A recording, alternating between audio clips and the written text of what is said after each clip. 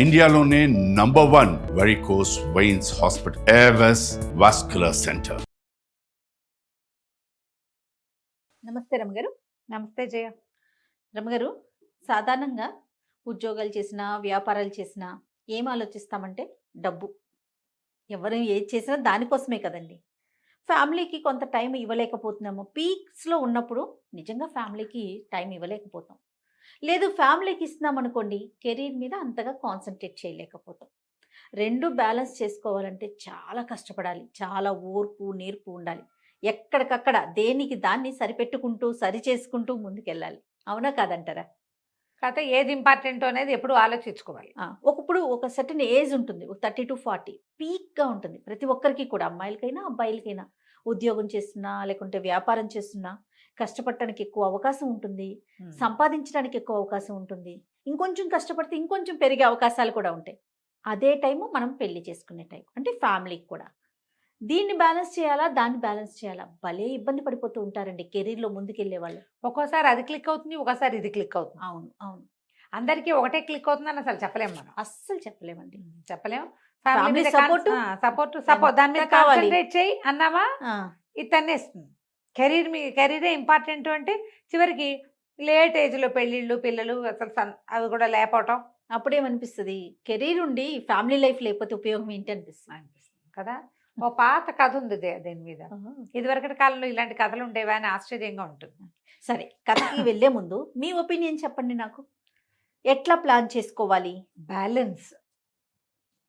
నేను చెప్పిందే చెప్తున్నారు రమ్మగారు, మీరు చెప్పండి రమ్మగారు. ఇప్పుడు కాదు జయ, నువ్వు బ్యాలెన్స్ చెప్పి నేను ఏం అక్కర్లేదు అని ఎలా చెప్తాను? నేను కూడా బ్యాలెన్సే కాదు చెప్పాలి. ఇంకేమన్నా టిప్స్ చెప్పండి. టిప్కే ఉంది. మనం ఏంటంటే ఒక ప్రైమ్ టైంలో ఇది ఆ పిల్లల్ని కనాల్సిన వయసు, ఇది దాటితే మీకు ఇబ్బంది అని డాక్టర్ చెప్తే కెరీర్ నాపి పిల్లల్ని కనండి. డాక్టర్లు చెప్తారు 30 లోపల ఫస్ట్ కాన్పు ఇవ్వాలి, 40 ఏళ్ళు వచ్చాక రెండో కాన్పు ఓకే, కానీ మొదటి కాన్పు బిఫోర్ 30. అసలు 25కి ముందైతే మరీ మంచిదట జయ. మనం 49 అని అదని ఎంతమంది డాక్టర్లతోటి మాట్లాడుతున్నాం. నేను మాట్లాడాను, మీరు ఎన్నో వీడియోలు చేస్తున్నారు. ప్రతి డాక్టరు చెప్పేది అదే కదా. చదువుకునేటప్పుడు కూడా చాలా మంది డాక్టర్స్, ఇవాళ రేపు నేను కొన్ని కేసులు చూసాను జయ, ఎండి చేస్తున్నారు లేడీస్, లేడీ డాక్టర్లు ఎండి చేస్తూ పెళ్ళయింది, పిల్లని కనేసి పిల్లని అమ్మచేతులు పెట్టి చదువుకుంటున్నారు. తర్వాత ఇబ్బంది అని తర్వాత ఏజ్ పెరిగితే ఇబ్బంది, అందుకని పిల్లల్ని పెంచుకుంటూ చదువుకుంటున్నారు చాలా మంది. సో అలా ప్లాన్ చేసుకోవాలి. మగవాళ్ళు అనుకో, మగవాళ్ళు ఇప్పుడు 36 వచ్చాక పెళ్లి చేసుకుంటారంటే అప్పటికి నీకు 30 దాటిపోయిన అమ్మాయే దొరుకుతుంది. చిట్టి పిల్లల్ని నీకెవరు కదా, ఇప్పుడు గోల అదే కదా. 2 ఏళ్లే గ్యాప్ ఉండాలి. అబ్బాయికి 36 అయితే అమ్మాయికి 34 అంటే సంతాన సాఫల్యం ఎంత వెనక్కిపోయినట్టు. అది ఆలోచించాలా వద్దా? పెళ్ళికి ఆలోచించాలిగా. అందుకని 36 కాదు నాయన, 30 లోపలే మగపిల్లలు పెళ్ళిళ్ళు చేసుకునేందుకు ప్లాన్ చేసుకుని, అంతగా అవసరమైతే ఉద్యోగం చేసే అమ్మాయి, మనవుల్లోనే ఉద్యోగం ఉన్న అమ్మాయి, టైం కొంచెం ఫిక్స్డ్ టైమింగ్స్ కాకుండా కొంచెం ఫ్లెక్సిబుల్గా ఉండే ఉద్యోగం ఉన్న అమ్మాయి, అలా చూసుకోవాలి. ఇక ఇవాళ రేపు కొంతమంది ఏం చేస్తున్నారంటే అమ్మాయి కూడా చాలా సూపర్ ఎడ్యుకేషన్ ఉండాలనుకుంటారు. సూపర్ ఎడ్యుకేషన్ ఉన్నాక అది ఇంట్లో కూర్చుంటుంది అమ్మడు. ఉద్యోగం కోసమే కదా పాపం కష్టపడేది. కెరీర్ కావాలనుకుంటారు కదా, ఇంత చదువుకుని ఏదో బిల్డప్ చేయాలనుకుంటారు, ప్రూవ్ చేసుకోవాలనుకుంటారు. అప్పుడు పిల్లల్ని గాను అని వాళ్ళని బలవంత పెట్టలేం కదా మనం. కొంచెం ఆలోచించుకుని బ్యాలెన్స్ పట్టు విడుపుతోటి చేయాలి. నీ బ్యాలెన్స్ అన్నది నేను పట్టు విడుపు ఉండాలి గ్యారంటీగా ఉంటే. అప్పుడు కూడా ఇది కూడా ప్లానింగ్ ఎప్పుడు ఒకళ్ళతోటి కాదు కదా జయ. ఫ్యామిలీ ప్లానింగ్ అంటే ఇద్దరు, వీళ్ళు ప్లస్లు మైనస్లు ఆలోచించుకోవాలి. ఒకసారి ఎక్కాలి, ఒకసారి దిగాలి. కొంతమంది పెళ్ళిళ్ళు చేసుకుంటున్నారా చూడు, మనం కథ చెప్పకుండా నేను నీకు లెంగ్దీ మ్యాటర్ చెప్తున్నా. పిల్లల్ని కంటం పట్ల ఇద్దరికి ఒక రకమైన అభిప్రాయం ఉండటల. మగవాళ్ళు పిల్లలు వద్దనుకుంటారు, లేదా అమ్మాయిలే పిల్లలు నా వల్ల కాదు, ఎవరైనా తెచ్చుకుని పెంచుకుంటాను అంతే తప్పిస్తే నేను కన్ను, ప్రెగ్నెన్సీ భయం, పెంచలేను, నేను ఇప్పుడే కాదు, నేను పిల్లల కోసం రెడీగా లేను, ఇలాంటివి చెప్తారు. పెళ్లికి ముందే ఇది మాట్లాడుకుంటే మంచిది. మాట్లాడుకునే మ్యాటర్స్ లో కిడ్స్ మ్యాటర్ కూడా మనం మాట్లాడుకోవాలి. ఎక్కడికి వెళ్ళిపోయాం రమ్మగారు. మరి ఏం చేస్తాను జయ, పెళ్ళి అంటేనే నెక్స్ట్ జనరేషన్ కదా, దాన్నే వద్దనుకుంటే ఇంకేముంది. పెళ్ళి ఇక పెళ్ళెందుకు? అంత ఘోరంగా పేరెంట్ ఉన్నామా రమ్మగారు? ఉన్నామమ్మా, ఉన్నాం, అలాగే ఉన్నాం. అవి వింటుంటే ఇప్పుడు నేను అంతా విని విని విని తలకాయ వాచిపోయి ఫిల్టర్ చేసి 2 వాక్యాలు చెప్తే నువ్వు అలా కంగారు ఆ, పడుతున్నావు. అవన్నీ ఆశ్చర్యపోతున్నా విన్న వాళ్ళ నేను. పరిస్థితి ఏంటి? నిజంగా నేను ఆశ్చర్యపోతున్నాను రమ్మగారు.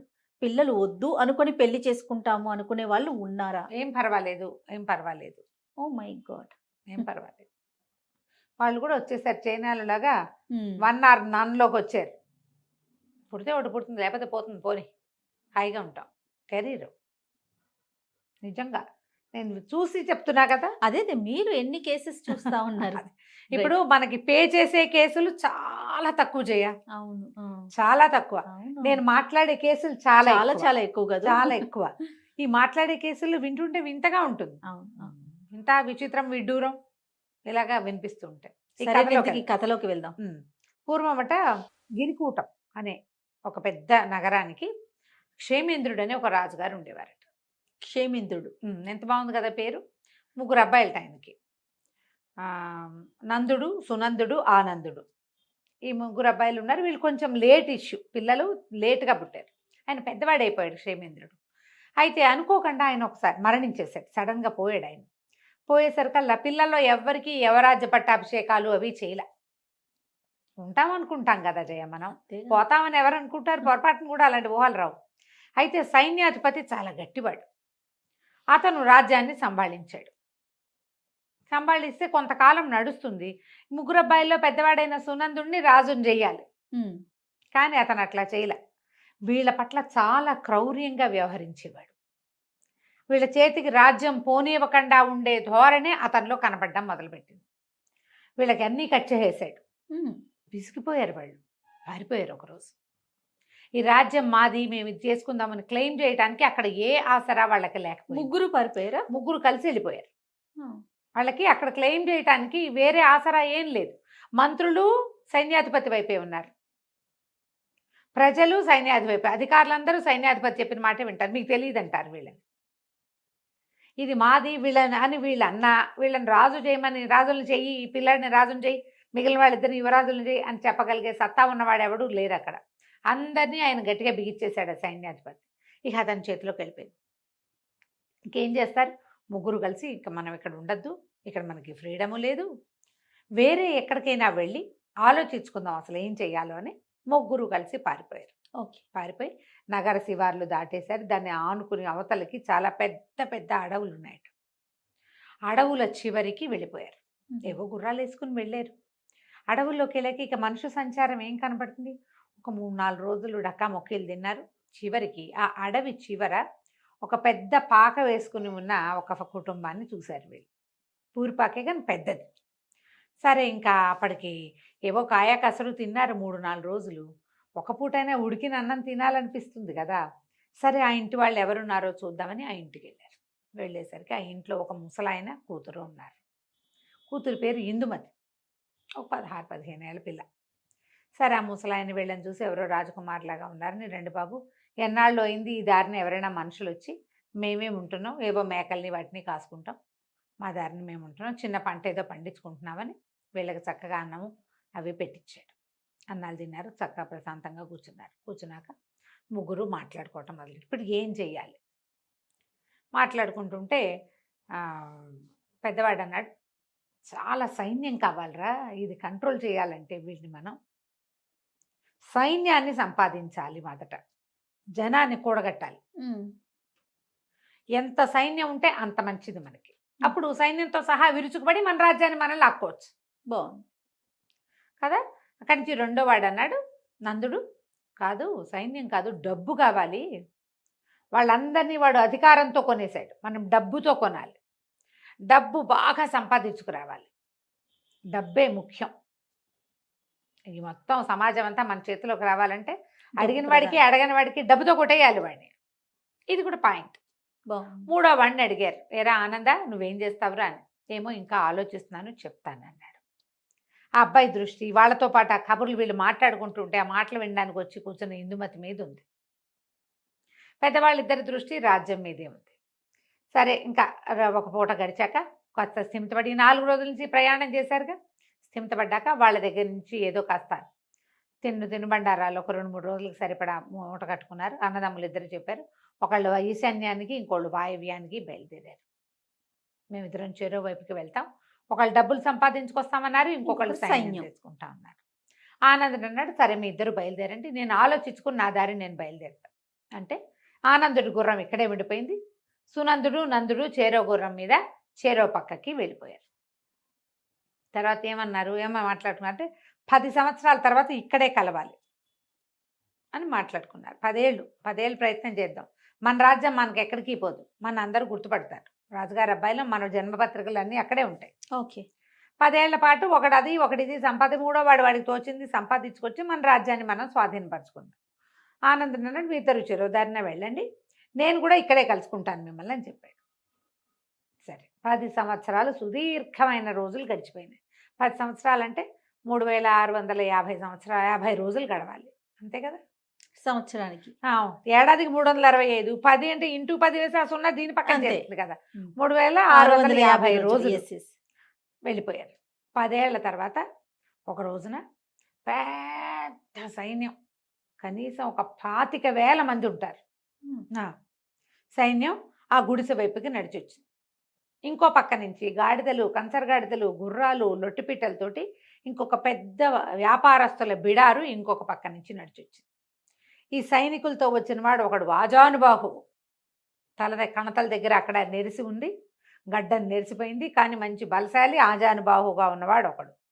ఈ రెండో గుంపుతో బేహారీలతోటి వ్యాపారస్తుల సమూహంతో వచ్చినవాడు ఇంత బొజ్జ, స్థూలకాయం, తలకాయ నెరిసిపోయి ఉన్నవాడు రెండోవాడు. వాళ్ళిద్దరూ కలుసుకున్నారు. ఒరే నందా సునందా అని మాట్లాడుకున్నారు. ఆనందుడు ఏమయ్యాడో అంటే వాళ్ళ ఒక గుడిసె ముందు ఆగారు కదా, ఆ గుడిసె ఇది వరకు చిన్న గుడిసెగా ఉండేది. ఇప్పుడు చుట్టూతా ఇంకా 3-4 శాలలు లాంటివి వెలిసినాయి, చుట్టూతా తోట వచ్చింది, ఇద్దరు అంతంత పిల్లలు అక్కడ ఆడుకుంటున్నారు. ఇందుమతి ఇదివరకు వాళ్ళు చూశారు కదా, ఆ అమ్మాయి ఒక చంకలో ఉన్న పిల్లవాడితోటి గుమ్మం దగ్గర నిలబడింది. వీళ్ళేదో డెవలప్ అయ్యారనుకున్నారు. ఆ ఇంటి వెనక నుంచి ఆనందుడు నడిచొచ్చాడు ముందుకి. ఆశ్చర్యపోయారు వాళ్ళు. ఏమిట్రా నువ్వు ఇక్కడే ఉన్నావా, ఇదే నువ్వేం చేసావు అని మాట్లాడుకున్నాక పెద్దవాడు ఏం చెప్పాడంటే 25,000 మంది సైన్యాన్ని కూర్చుకొచ్చాను నేను. మనం ఉత్తరాలు రాస్తే 5వ రోజుకి ఇంకో 25,000 మంది సిద్ధంగా ఉంటారు, ఈ సైన్యం అంతా మంది, దీంతో విరుచుకు పడిపోవటమే వాడి మీద అనగానే రెండో వాడు చెప్పాడు, 25 లక్షల దినారాలు కూడబెట్టాను నేను. చాలా పెద్ద సొమ్ము కదా 25 లక్షలు. మరి మొత్తం వీటి మీద ఉన్న సరుకంతా మందే, మన వ్యాపారం నడుస్తూనే ఉంది. ఇవాళ మన దగ్గర 25 లక్షలు ఉంది, ఊరు మీద 2-3 కోట్లు ఉన్నాయి వ్యాపారంలో. ఎంత డబ్బు కావాలంటే అంత డబ్బు ఉత్తరం రాస్తే వచ్చేస్తుంది 10వ రోజు కల్లా. నీ సైన్యాన్ని కూడా ఈ డబ్బులతోటి కొనేయగలను నేను అన్నాడు. పదండి విరుచుకు పడదామన్నారు. ఆనందుడు ఏం చేశాడు, అక్కడే ఉండి ఇందుమతిని పెళ్లి చేసుకుని 3 పిల్లల్ని కన్నాడు. ఆ తోట దొడ్డి అది విశాలంగా చేసుకున్నాడు, అడవంతా స్వాధీనంలో ఉంది. అప్పుడు ఆనందుడు ఏం చెప్పాడంటే, అంత కంగారు ఏం లేదు, మీరిద్దరూ వెళ్ళిపోయినటువంటి 3-4 సంవత్సరాలకి గిరిపురం అది ఉంది కదా, అక్కడి నుంచి మనకు ఉత్తరం వచ్చింది, సైన్యాధిపతి మరణించాడని, రాజ్యం అరాచకంగా ఉందని, వచ్చి స్వాధీనపరచుకోమని రాశారు. రాస్తే నేను మళ్ళీ ఉత్తరం పంపించాను, మధ్యలో వెళ్ళి చూసొస్తున్నాను, నా భార్య పిల్లలు ఇక్కడే ఉన్నారు, మీకోసం నేను ఇక్కడ ఉన్నాను, మీరు వచ్చాక 3 వెళ్తే 3 పనులు సంభాళించుకోవచ్చు. పెద్దవాడు రాజు అవుతాడు, రెండోవాడు సైన్యాధిపతి అవుతాడు, 3వ మంత్రి అవుతాడు అని చెప్పాడు. పెద్దవాళ్ళిద్దరు మొహమొహాలు చూసుకున్నారు. చేయవలసిన పని చేశాడు కదా వీడు, వాడికి అందరికంటే చిన్నవాడైనా చక్కగా భార్య, ఇద్దరు ఇంతంత చేతికొచ్చిన మగపిల్లలు, ఓ చంటి పిల్ల, 3 సంతానం, యువరాజు కావడానికి రెడీగా ఉన్న పిల్లవాడు ఉన్నాడు వాళ్ళ ఇంట్లో. ఈ పెద్దవాళ్ళిద్దరు వీడికంటే 5-4 వేలు పెద్దవాళ్ళు, తలకాయలు నేర్చిపోయినాయి, గడ్డాలు నేర్చిపోయినాయి, స్థూలకాయాలు వచ్చినాయి, ఇప్పుడు వివాహాలు లేవు, ఇక కావు. చేయవలసిన పని ఏమిటి మొదట, అది వాడు చేసేసాడు. సరే ఏమనుకున్నారు, ఇంకేముంది, మనం రాజ్యం చూసుకుని ఆనందుడు కొడుకుని రాజుని చేసుకుందాం, మెల్లిగా కొంచెం పెద్దవాడిని చేసుకుని అనుకుని ఆనందుడిని కుటుంబంతో సహా తీసుకుపోయి వాళ్ళ సొంత ఊరుకు వెళ్ళి రాజ్యాన్ని స్వాధీనం చేసుకున్నారు. ఇప్పుడు సంపాదన, సైన్య సమీకరణ, సంసారమా, కరెక్ట్ ఏజ్లో చేయవలసింది వీళ్ళిద్దరూ, ఇవి 2 చేసేసారు. అవును. ఇది ఎప్పుడు చేస్తారు, ఇక దానికి టైం లేదుగా.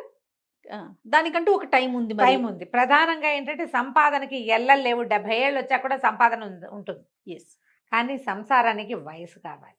ఉమ్, కావాలి కదా, ఆడకైనా మొక్కైనా. ఇది ఖచ్చితంగా. ఆలోచించుకుని మనం ఈ కథల్ని బాబా. మన జీవితాలకి అప్లై చేసుకోవాలి. అబ్బా, ఎంత మంచి కథ చెప్పారు అమ్మగారు. సూపర్ అండి, నిజంగా నిజంగా పాత చాలా కథ బాగుంది. కదా. ఇప్పుడు మనం Excellent. మనం చేస్తున్న రకరకాల వ్యవహారాలకి దాన్ని అటాచ్ చేసుకోవాలి. సెటిల్ అవ్వాలి, ఇల్లు కొనాలి, కారు కొనాలి, అదేదో కావాలి. ఆ తర్వాత కంటానంటే ఆ తర్వాత కౌంట్ ఉండదు, ఆడవాళ్ళకి అవకాశం ఉండదు. ఇంకేం చేస్తావు నువ్వు? ఇల్లు వాకిలి చూసుకుంటూ ఉంటావు, అంతే. అంతే. కథ సూపర్ రమ్మగారు. పెళ్లి చేసుకోము అనే వారందరికీ ఈ ఇదే కథని చెప్పాలి. షేర్ చేయాలన్నమాట. రైట్ అండి, నమస్తే. నమస్తే. సుమన్ టీవీలో మీ పర్సనల్ అండ్ బిజినెస్ ప్రమోషన్స్ కోసం కింది నెంబర్కి కాంటాక్ట్ చేయండి.